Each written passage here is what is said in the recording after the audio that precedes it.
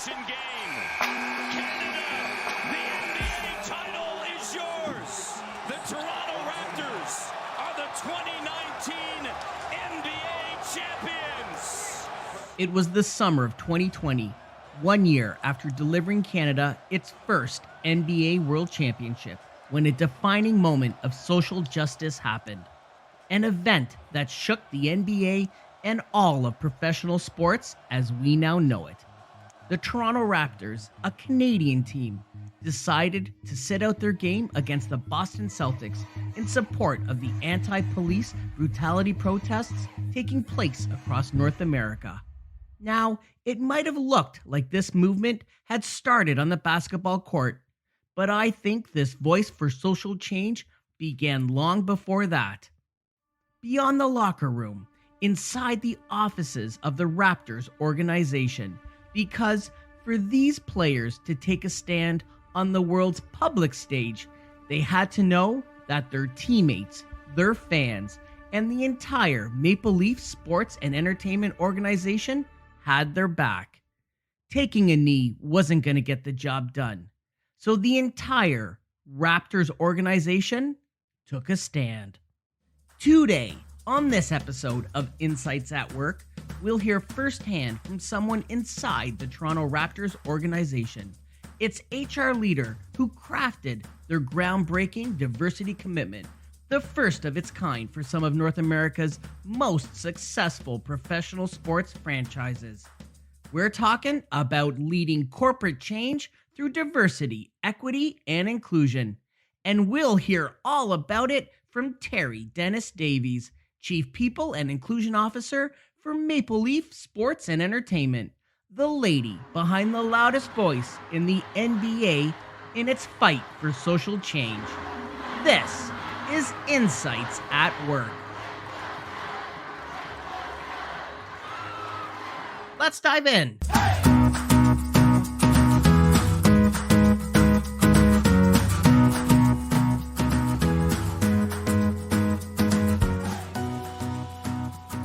I'm Jeff Livingston, and this is Insights at Work, the HR podcast that looks at what's happening in the HR world, takes your questions, and studies the research to help HR experts move forward. It's prepared by HR experts for HR experts. In today's episode, we're chatting with Teri Dennis Davies, someone whose impact I've been able to see firsthand. Teri is a leader in diversity. Teri is a champion for mentoring and building the processes to support females in her organization. And Teri does all of this in an industry that's highly male-dominated, professional sports. Teri is the Chief People and Inclusion Officer at MLSE, Maple Leaf Sports and Entertainment, home of the Toronto Raptors, home of the Toronto Maple Leafs, home of the Toronto FC and the Toronto Argonauts. Whether it's on the hardwood, the ice, the field, the pitch, or in the hallways of the offices that support these amazing teams, you can see Teri's impact. And I'm so glad to have her as a guest today.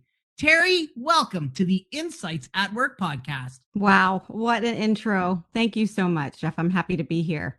Teri, it is really just such a pleasure to have you here. You've got this great professional career story. You went to law school. You're licensed to practice in 2 states. You've worked in the Bahamas, the United States, and Canada. You've gone from consulting to banking and now into professional sports entertainment. It's a very unusual and a very refreshing career trajectory. Teri, tell me about your career journey and your transition into HR. Yeah, thank you. I actually have had both a very deliberate career path and also very much by chance. So married nicely together. I actually started in hospitality. I started with Hyatt Hotels. I'm from the United States. And like many other college, university students, bartended, waitress to earn some extra cash, and met some people from Hyatt Hotels. And it was an organization that I knew was global. And I knew that I could potentially move around in this organization and travel. And those are the sort of core elements of my personality. And they are actually integral to the decisions that I've made relative to many of the organizations that I've joined. So I moved around quite a bit with Hyatt Hotels, and then at one point, really at a time that most that looked inward would say, "What are you doing?" Because my career was really taking off. I decided, no, I think I want to disrupt this completely and do something that I think is going to be useful and open even more doors down the road. And that was to take a sabbatical and go to law school. So I attended law school for 3 years. I studied for the bar. I worked in a law firm for a year and quickly discovered that it was not what I wanted to do long term. The partnership track was not appealing to me at that time. And I thought I could perhaps, get some roles that would marry both legal work and HR. And that actually reminds me that I need to tell you how I got into HR, and that was with Hyatt Hotels. So moving from bartending into an HR role after talking to a number of HR professionals about what they did, what they liked about what they did, and where they saw some of the skills that and capabilities that they had seen me demonstrate. And so my first job was in the Grand Hyatt, New York. So from there, I had the great opportunity to really move around all of the disciplines in HR with Hyatt because I was mobile and was able to move around. I was able to really take advantage of multiple opportunities. And when I went to law school, I knew that I wanted to continue in the HR field, but I wanted the expertise particularly around labor relations. At the time that I decided to go to law school, I was working in San Francisco. I was responsible for labor relations and had been through a series of very tough negotiations with our collective bargaining units, and just use that to say to myself, you could have this expertise and credibility as well. And you can bring that to the table married with your HR experience. And that's why I went to law school. Wow. Now we're peeling back the layers here. What a great introduction into the world of HR. You're such a people person. Now, everyone loves hearing stories about brushes with greatness. And being at the Grand Hyatt, I bet celebrities would cross your path all the time. Teri, do you have a Teri Davies brush with greatness story? Wow, that is a fantastic question that I don't think I've ever been asked, but I have an amazing answer. So I was working in Boston, actually at the Hyatt in Cambridge, which was an amazing area in the Northeast. And at the bar, I was walking through the hotel lobby, and at the bar was Maya Angelou. And she was having a cocktail by herself. And I thought to myself, oh my goodness, we are really not supposed to go up to guests and say anything. But I just could not resist this opportunity. So I politely went up and asked, her if it was okay for me to just spend a minute or so with her. And she was so incredibly gracious. I was overwhelmed, to be honest with you. I couldn't believe I was in her presence. She asked me about some of the books that I had from her, and she allowed me to bring in one the next day for her signature, which was just amazing. So I will never, ever forget that day at the Hyatt in Cambridge, Boston. So, Wow. We are reading right now. I read to our daughter every night. She's 7 years old, and we are reading the Rebel book, and it's all about impactful women in history. And we have read about Maya Angelou. okay, that's fantastic. Good for you. Great story. So, what is so interesting about your trajectory and what you talk about? You talk about opening doors, and you talk about having a really varied skill set. What I think is so neat about HR is that they touch so many parts of the organization and the business. As an HR professional, what would you say to those HR professionals out there? What are the skill sets that they should be developing on their own and improving that really would help them open doors to different parts of their businesses? Yeah, I think HR professionals, typically give very sound, very good advice to the rest of the organization and don't often get the chance to collaborate with each other on their own careers and their own career paths. And so I think curiosity, has served me well. I know we talk a lot about being curious, but what I mean by curiosity is really taking the time to understand why something is the way it is. So when decisions are made, you don't always get to understand the behind the scenes conversations, all of the context that may go into it. But when those opportunities are available to you, ask the questions about why. Why do we still continue to do the things that we do? I also ask a lot of colleagues what they do day in and day out, because I often find that they're working on something that's actually connected to the work that I'm doing. So I am an Oasis lover. We called our sort of employee space an Oasis. And I love to go in there and just talk to people about what they're working on. And it's not a heavy conversation, but they say, I'm working on this X project and it's really cool. I got a big deadline coming up. And then you're like, wow, I didn't actually know you were doing that. That's very similar to what we were talking about doing. And you often make connections that way and just build relationships with people that are doing different things, things that you might be interested in. Yep. ADP at ADP, when you join ADP, you take a survey. It's a 15-minute survey, and it identifies 2 of your core 9 strengths.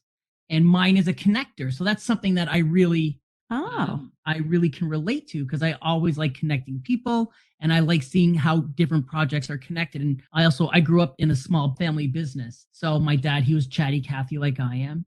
And and so I'm always really interested in what everybody else is working on or what their business is about. Or when I get to talk to clients, I always want to know everything about their business. So I think your advice, which is my favorite piece of advice when I ask our guests, is what's the one piece of advice you'd give to a young professional just starting out? And I'll ask you the same question. So you can't give this answer anymore, but okay. your answer of be curious, that's been my favorite piece of advice that our guests always give, usually at the end of the podcast. So yeah, that's really neat. Well, thank you. And I would consider myself a connector as well. So there you go. That's why we're in this moment together, Jeff. It's probably an HR thing. I think my kids would say that, my teenagers. So you've transitioned from purely from an HR operations role and policy development role into a relatively new and innovative space, and that's diversity, equity, and inclusion. Where did you go to for guidance in this like really new area? Yeah, so it's really interesting. I joined Royal Bank of Canada 14 years ago. And here's another global organization that I've had the incredible benefit of moving around into different roles. And because it is, a public bank that's regulated in various jurisdictions, you really can go deep in certain spaces, and then you can be more broad.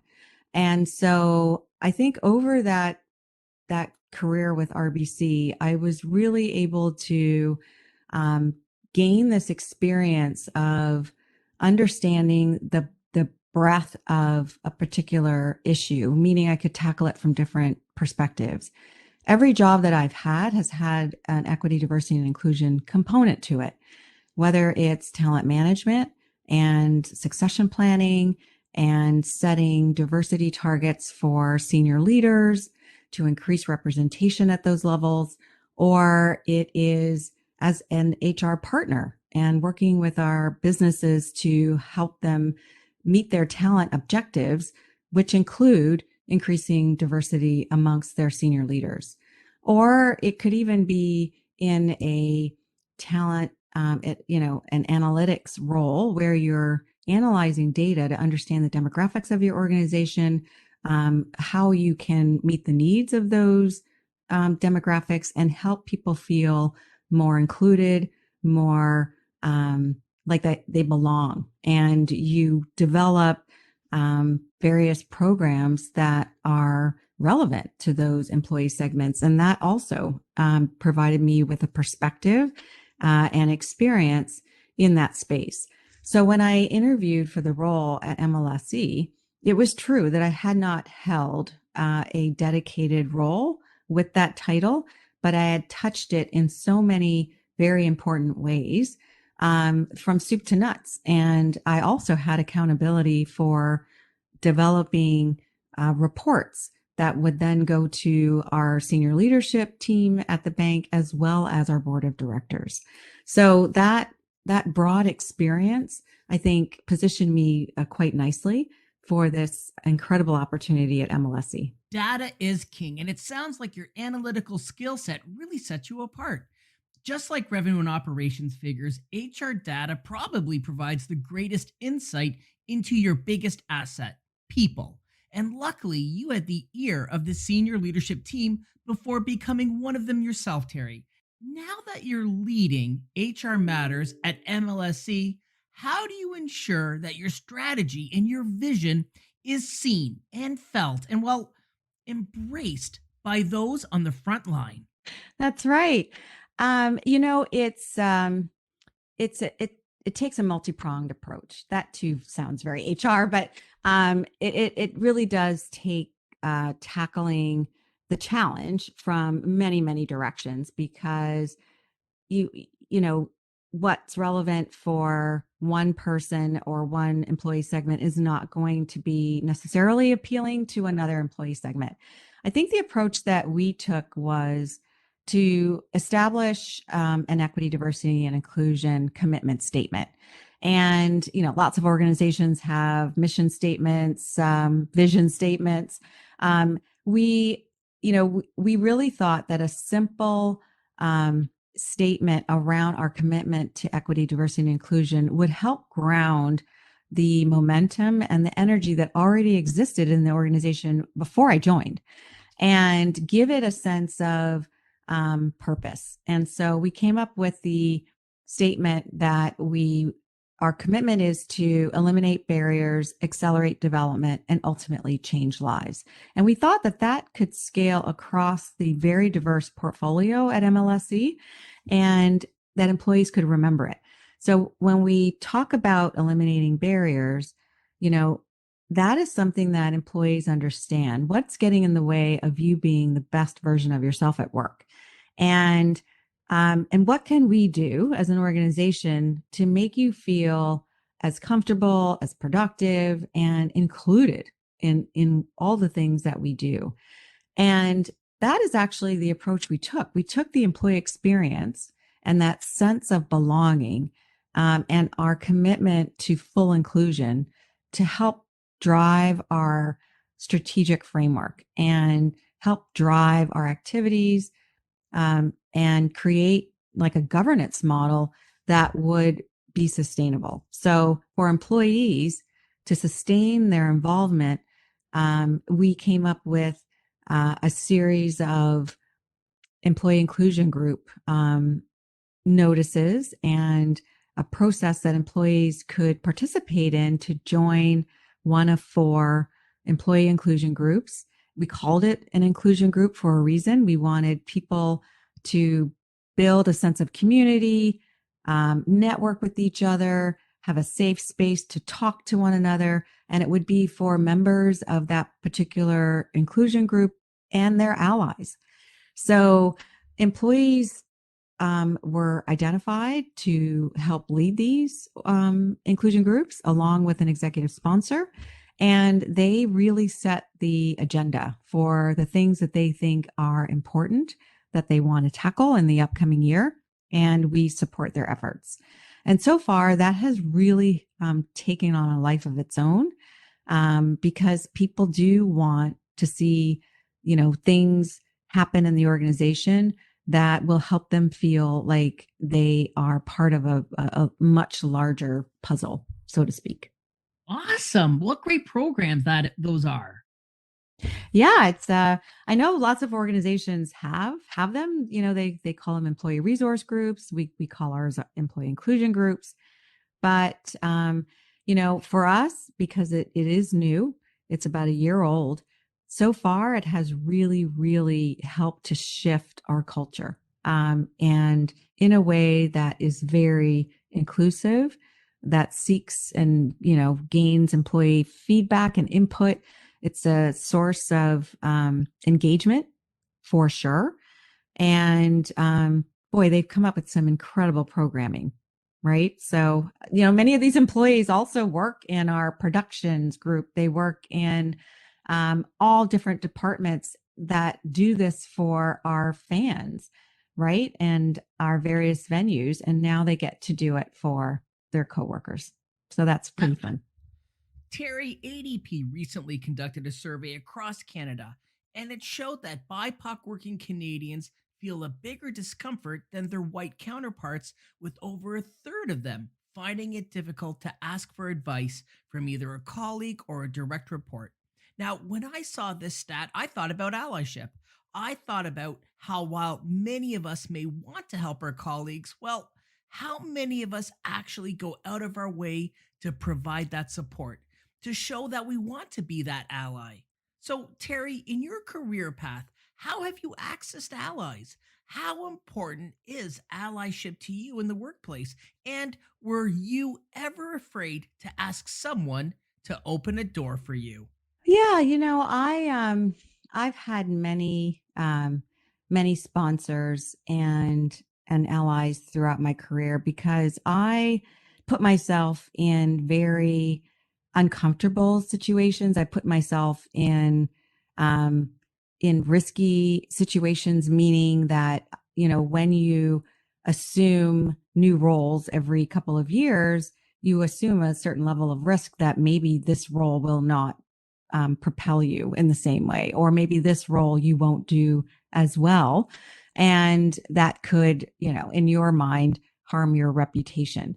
And so, you know, I am someone that will ask to be included in consideration for various roles. I don't typically sit back and wait for people to ask, is this something you might be interested in? I often ask, why not me? Right. When I see, various moves occurring and it feels as though I haven't been considered.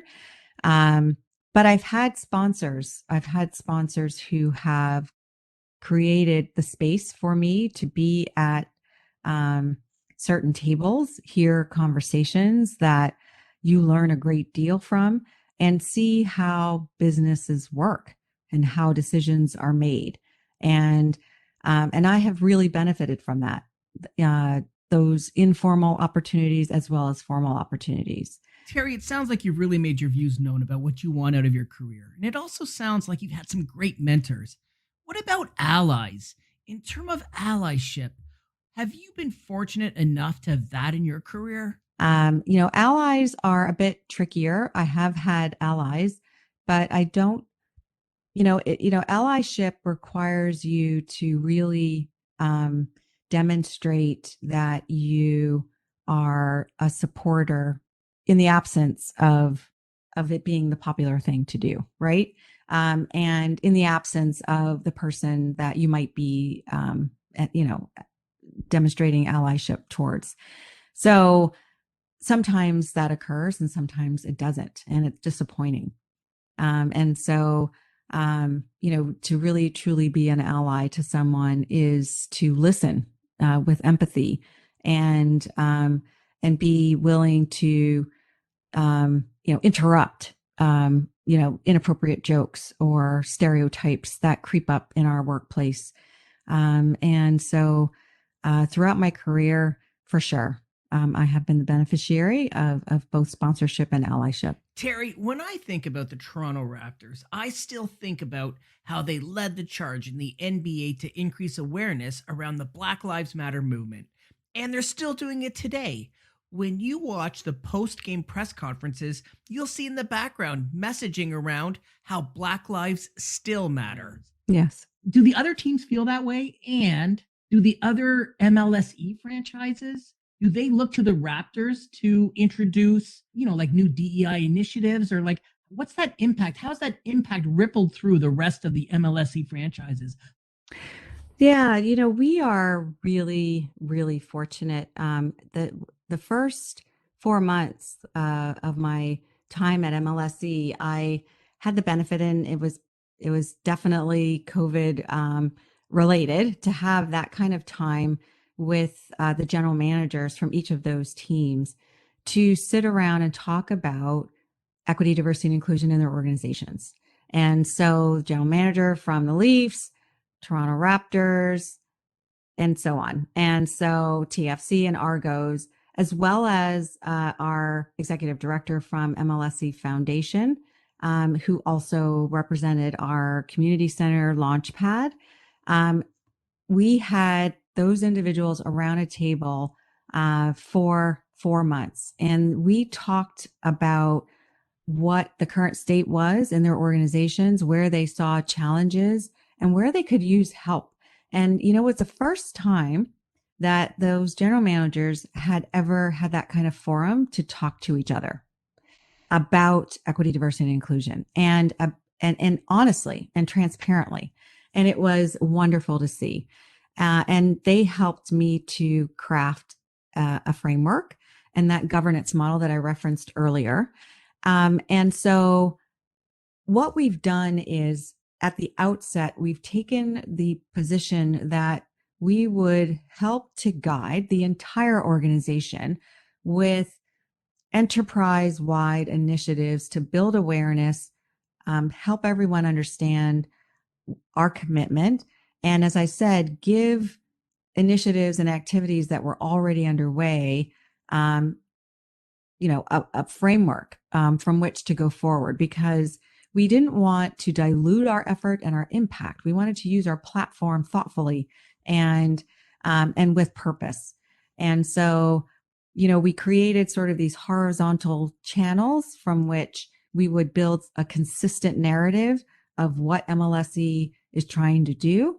And then, of course, each team has its own personality, its own interest in pursuing the same commitment towards equity, diversity, and inclusion. And we didn't want to take that secret sauce away from each of the teams, but we work very closely. And now we have various mechanisms. We have a cross-functional advisory committee that still consists not of the general managers, but representatives from those organizations. The Leafs, as an example, shortly thereafter, committed to bringing on, as an example, individuals that would be part of a leadership development program. And because organizationally at MLSE, we put out a public letter, we put out a diversity statement, and we said, that we're committed to these things. We highlighted our priorities and our priority segments, not at the exclusion of everyone else, but our priority segments were Black and Indigenous. And so at the Leafs, they very early on said, we want to have development programs, bring individuals from Black and Indigenous backgrounds to see how the Leafs organization operates, do a rotation through the organization, and serve to fuel either future leadership opportunities at the Leafs or other NHL organizations. And, we have been identified and celebrated, not just in the GTA, but in these professional leagues that we're a part of for the efforts that we're making. So yes, all of the teams are committed. They all have their own individual who helps to activate their initiatives, and then stays connected to what we're doing at the enterprise level. So sports and entertainment, it's an industry, it's often filled with young people. How do you and MLSE make it work? How do you keep that strong connection between the different age groups, between the senior leadership team and the millennials? Yeah, there is a young demographic, but it is not as predominant, I think, as everyone thinks. At least it's not the case for us. We do have a nice blended organization. And you can see that there's a layer of individuals that have grown up with MLSE, which is really fun to see. And you can see, we're talking, 20, 25, 30 years. It's pretty incredible. And then you have, individuals who are doing, co-ops and internships, and some of them have been transitioned into full-time roles. You also have a lot of hourly and part-time employees that are very important to our service delivery, in all of our venues, and they are what drive, our business. And you're talking a wide range in terms of demographics, because in many cases, individuals are in school, they have other jobs, other commitments, and that flexibility fits for them. So I think organically, it works because you have a nice mix of people who love sports and entertainment and who really want to be there. And they consider it, the place to be to get the experience that they need. And that's very unique and special. So you've obviously been really close to some of the NBA greats, some of the greatest NHL legends over the last year and a half. Which player or what experience really stands out that you're going to take away maybe in your next role, or what will you always remember about this last year and a half? I think for me, I moved organizations because I wanted to make an impact, and I thought that was possible at MLSE. And, not too long ago, maybe it's been 4 weeks, 5 weeks, there was a press conference. There was an incident where that involved a racial slur in an NHL game. And,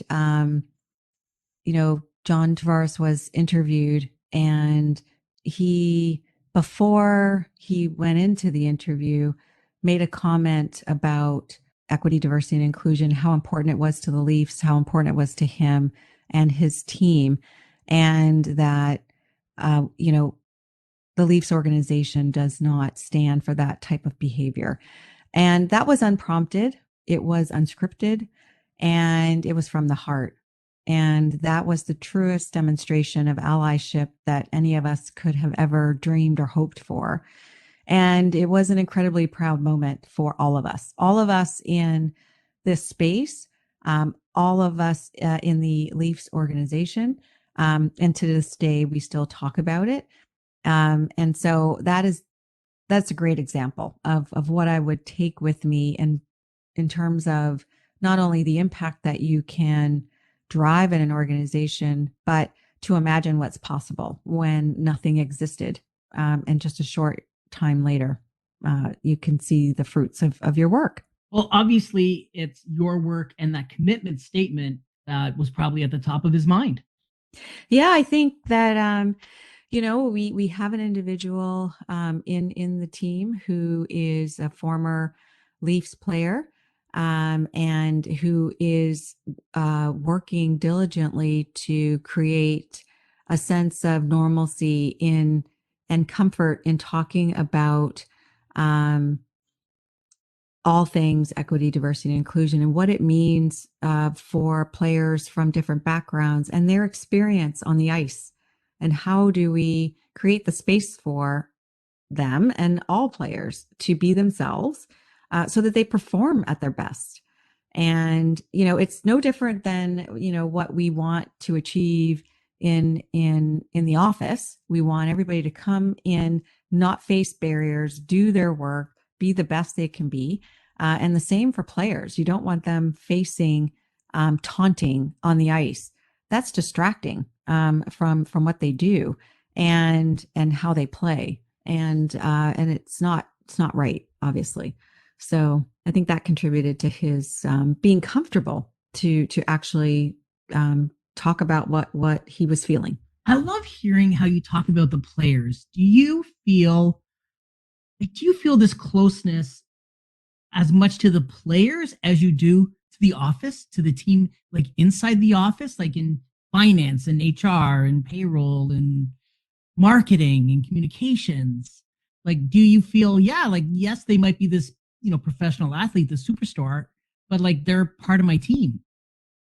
I think, well, first of all, you have a lot of fans that are employees, right? And they probably believe that if they don't get to see them sort of pass, if their job doesn't entail them having some visual line of sight to the players, they probably believe that they still know them. Um, I have had the opportunity to actually present to the Leafs players what we were working on. And I thought that's pretty cool. I'm not a huge sports fan. I wasn't before coming to MLSE, but I will tell you, there's nothing better than watching a game live or on the TV, and knowing that's your team and knowing who the players are. And when we have employee events, sometimes the presidents will join us, sometimes the general managers, and sometimes we get a player, right? And that's very special to our employees, for sure. Teri, is there anything impactful that we haven't talked about today that you want to talk about? Boy, the last thing I think I would leave with your readers about my own experience and journey, because it has been in a few different cultures, is to be careful about your assumptions. And we know that that is also something we tell all of our businesses and our partners, particularly as HR professionals. We want to minimize bias and protect against assumptions. But we all have biases and we all work with assumptions. And I'll give you just one example of how, even for me, assumptions proved to be wrong. So I moved from the United States to the Bahamas, where my husband was from. And I thought this is going to be very different for me as a Black professional going into a country that is ruled, governed, all leadership positions held by Black Bahamians. And so this is going to be quite a neat experience. And I don't even know what to expect. But what I didn't expect is that I didn't appreciate is that I was not Bahamian. I was from outside of the country. I was American, and so I was met with some resistance, and some bias on their side, and I wasn't accepted. It took quite a while for me to be accepted, and I didn't really know why. But that was a very humbling experience for me for different reasons, and so it helped to open up my own sort of frame of understanding and listening to people from different backgrounds, and enabled me to be able to take on other assignments in my career in Europe and in Asia, and enjoy those experiences for what they are, and enjoy meeting individuals from different parts of the world for what they bring. That is why I enjoy this work. We all continue to grow. It is not perfect. We are imperfect people, but that is part of why it's a journey. It's a journey, and it can feel like it's overwhelming, but there are definitely moments where celebration is warranted and helps give you the energy to keep going. Well, let's hope we celebrate a championship win this year with the Raptors. Definitely. Wouldn't that be so much fun? I only hear so many stories about what it's like in our organization when we're in the playoffs and when we win the championship. It is truly an organizational experience, and employees they haven't forgotten, and they love it. Well, Teri, talking about all things imperfect and being on a journey, I really want to thank you for joining me on Insights at Work. Now, we typically wrap up the podcast with a list of our guests' firsts and favorites. You ready to share yours? Oh, I think so. Let's go for it. All right, Teri Dennis Davies, What was the first car that you owned? Oh, a Nissan Sentra. What was the first job you had? I worked in a photography studio as a telephone sales representative. Oh, awesome. Yeah. You're really making me think way back. What was the first concert you attended? Oh, okay. This is going to date me. Casey and the Sunshine Band. Some Wow. of your listeners might have to Google that one. But I actually saw them at Six Flags in New Jersey. It was pretty amazing. You're a lover of the classic rock. I like all kinds of music. And what is your favorite piece of advice that you'd give to a young professional just starting out? I tell them, don't worry if you haven't figured things out. Do not worry. It's okay. I've had such a pleasure today having you on the podcast. It has just been an absolute delight. Well, thank you so much for inviting me. This has been fun. And with that, it looks like we've run out of racetrack. Thanks so much for listening to the episode. If you've enjoyed it, please share it with your friends and colleagues so they can benefit from it as well. If you find the Insights at Work podcast worthy, please go on to iTunes and give us a cool rating with a nice review. We certainly appreciate it. And if there's something that you would like me to discuss around this big world of HR and all things business, give me a shout. You know how to reach me on social media or through LinkedIn. In the meantime, stay healthy and be kind. We'll see you soon on the next episode of the Insights at Work podcast.